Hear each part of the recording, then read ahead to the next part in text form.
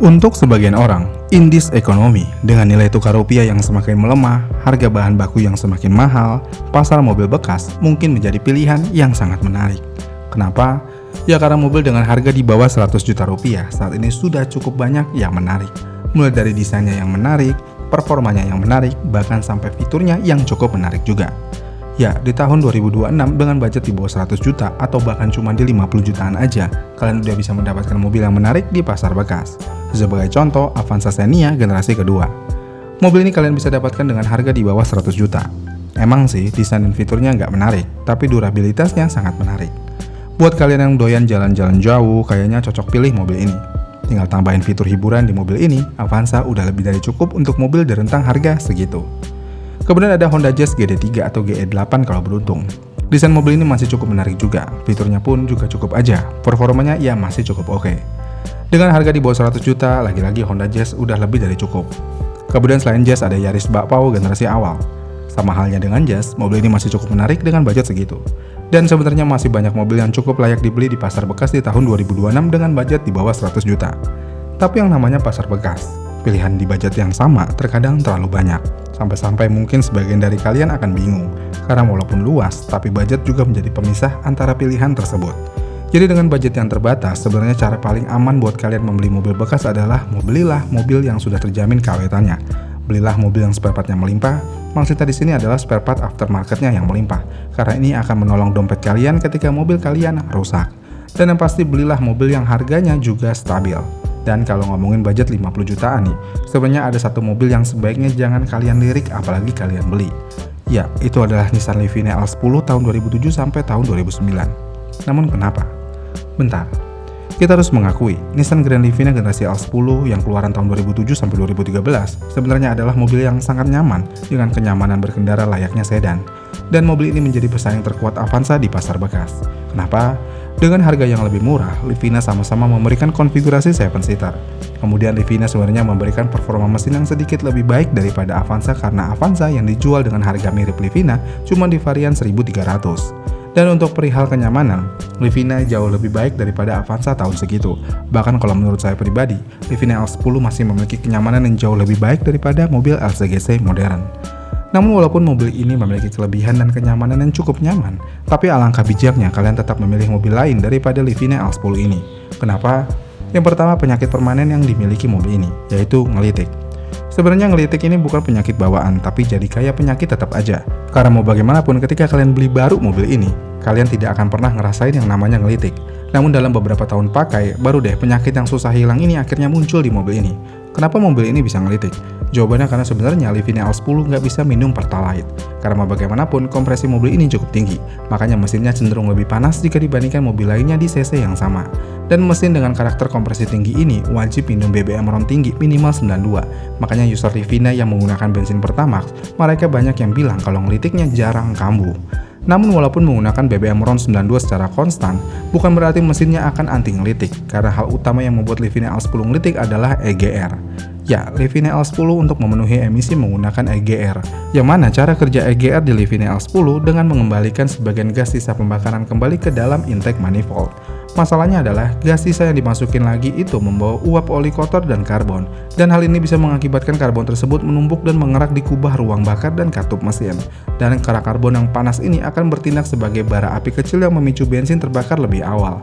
Jadi ya, EGR harus sesering mungkin dicek dan harus dibersihkan. Dan jika Livina L10 adalah mobil pertama kalian dan kalian tidak bisa mengerjakannya sendiri, otomatis uang kalian akan boncos cuman untuk menghilangkan ngelitik di mobil ini.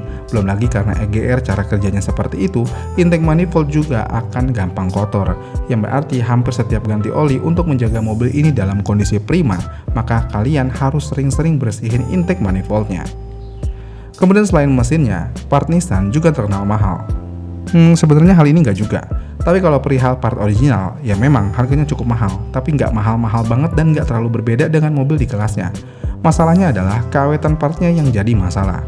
Emang kalau pakai original itu cukup awet, tapi kalau mau dibandingkan dengan Avanza misalnya, Nissan jadi terkesan tidak awet. Kenapa bisa? Kita ngomongin part yang di sekitar mesin dulu nih. Jadi kalau di sekitaran mesin, jawabannya karena mesin Nissan lebih panas daripada mesin mobil di kelasnya, dan hal ini karena kompresinya yang sangat tinggi. Karena mesinnya yang cenderung panas, maka part-part yang di dalamnya itu akan kurang awet. Kemudian untuk perihal kaki-kaki. Kaki-kaki Grand Livina adalah salah satu kaki-kaki mobil yang paling kompleks di tahunnya, karena kaki-kaki mobil ini banyak banget menggunakan bushing. Dan karena saking banyaknya bushing yang digunakan di kaki-kaki Livina, makanya mobilnya jadi nyaman saat digunakan. Tapi ini harus dibayar mahal, karena bushing tidak akan sawet itu. Karena sebagus-bagusnya karet, semakin sering digunakan dan kena cuaca ekstrim terus, lambat laut akan getas juga. Kemudian hal yang paling umum banget terjadi di Livina L10 adalah vampir oli. Ya, vampir oli akan selalu menjadi pertanyaan umum di forum pecinta Livina. Mungkin hal ini terkesan sederhana, tapi masalahnya jika kalian orangnya malas untuk mengecek kondisi oli dan lainnya, ini malah bisa menjadi berbahaya. Karena kalau mesin kekurangan oli, part ya akan aus. Dan kalau udah aus, ya performa turun dan harus di overhaul. Kemudian masalah selanjutnya adalah kebakaran. Kalau ini sebenarnya bukan penyakit, tapi ada part yang harus diganti, yaitu insulator knalpot. Bahannya itu kayak semacam kain bludru, dan lambat laut kain ini bisa getas, dan kalau udah getas, kain ini akan copot dari pegangannya dan langsung menempel di header knalpot. Kalau udah nempel gini, serat kainnya akan menghasilkan bunga api. Dari bunga api, kena kipas radiator, jadilah api besar. Makanya banyak banget kejadian Livina kebakaran. Padahal hal ini bisa dihindari dengan mengganti insulator tersebut. Emang sih harganya lumayan, bisa sampai 1 jutaan cuman untuk insulator doang. Makanya banyak yang melepas gitu aja insulatornya, lagi pula fungsinya hampir nggak ada. Ingat ya, hampir nggak ada, walaupun dia melindungi kabel bahan bakar, tapi ya material kabel tersebut udah cukup baik. Belum lagi masalah overheat yang sering melanda mobil ini. Mobil pincang, kabel spiral yang gampang putus, kelistrikan yang sensitif, transmisi matic yang bisa ngelos cuman perkara seal, dan yang paling penting pembagian sistem rem belakang Livina yang masih aneh dan jadul. Kalau udah gelembung, kalian harus menggantinya dan harganya jutaan rupiah cuman untuk pembagian minyak rem. Walaupun kalian bisa akalin dengan cara di bypass, tapi masa iya untuk keselamatan diakal-akalin, iya kan? Kemudian terakhir, harga bekas mobil ini benar-benar nggak karuan.